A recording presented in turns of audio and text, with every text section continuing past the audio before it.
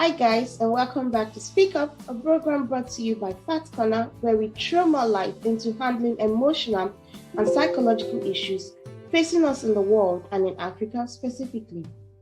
As we go older, it is more likely that we would have a lot of physical and emotional changes in our life, both good and bad. Sometimes these changes are gradual, but sometimes they are much more sudden, no matter how much we think we are prepared for them. According to the Greek philosopher Heraclitus, the only thing that is constant is change.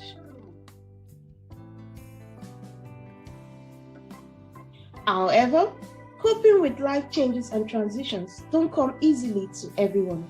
So today, I'll be speaking on the topic, how to cope with life changes and transition. I am your host, Kimi Ebisine Ogumi. If this is your first time here, or you haven't liked or subscribed to our Fat Corner channel, then please do so by hitting the follow button on Facebook or the subscribe button on YouTube. Corner channel, then please do so by hitting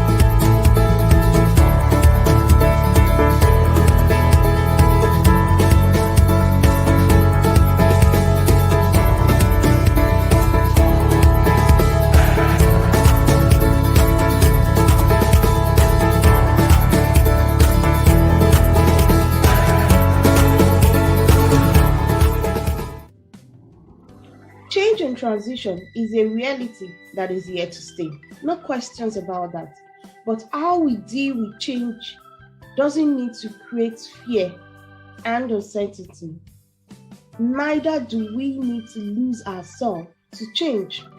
How you handle and grow from those changes is often the key to living well. And there are things that you can do to cope with change. I'm going to give us a list of some of those things that we can do to cope with change. The first thing I want to say is accept that change is unavoidable and often out of control. You will need to come in terms with change and transitions and accept that they are happening to you. Recognize that events, for example, like the death of a loved one, is stressful, or changing, families moving away, is stressful, and you will need time to come to terms with it. Deal with that. There is nothing you can do about it. It is unavoidable. Remember that these things get better with time. The second tip I want to give to us is try to plan ahead. In as much as some changes are unexpected and sudden, sometimes there are things that we can do to prevent the event from happening or at least lessen its impact. You may not know the exact timing or scenario, but you can pretty much count on the things changing at the most inappropriate times. That is life. The plan is to live a prepared life. Create a checklist of things that you need to do in the event of a change. Plan towards your future.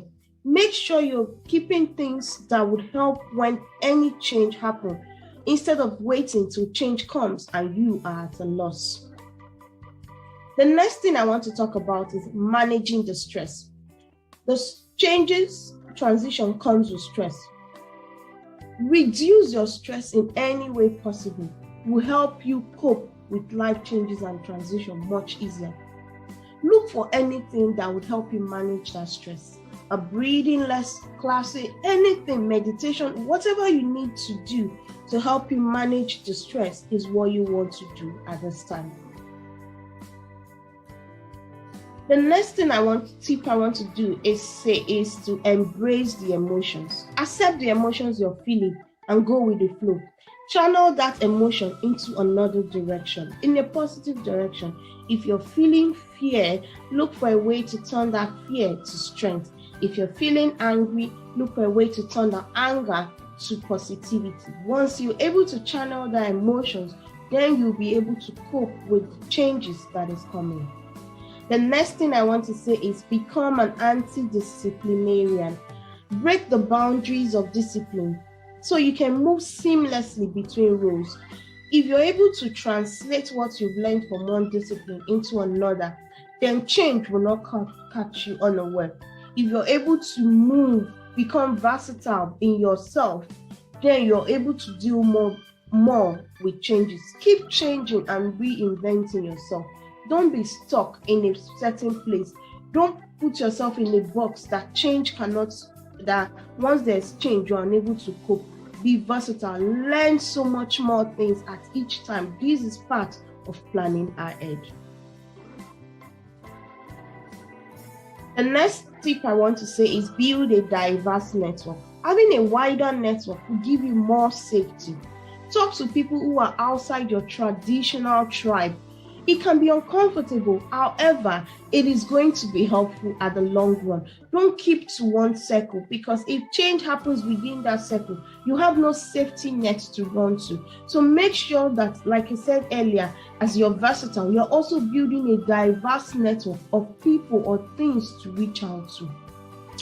And the next tip I want to say is keep active. Be busy, learn new things. If you're having a tough time, try to decide on what you want to do and plan how to achieve it.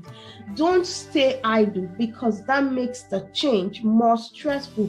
But if you're active, if you're trying to be a goal-getter, even at the point where the change is happening, when the transition is going on, you will find yourself be able to cope more and to move forward faster. The next tip I want to say is build your resilience muscle. The past couple of weeks, I've been talking about different topics around building a resilience. I want you to go watch those ones. If you watch them, you'll see there are tips I've shared on how to become more resilient. You need to build those resilience muscles so that you are able to bounce back from change and transitions quickly. And finally, don't be afraid to ask for help. Being a lone wolf, withdrawing from your life or friends or anything, or struggling to figure things out on your own would not be good enough. It is okay to ask for help. That's a sign that you know yourself. That's a sign that you are ready to grow. And that is it from me, from this talk. If you have any questions or comments, or if you'd like to tell me your story, please feel free to get in touch with me by sending an email to info@factcorner.org or through a direct message on our Facebook page or Fact Corner page. Or you can also put your comments in the comment section.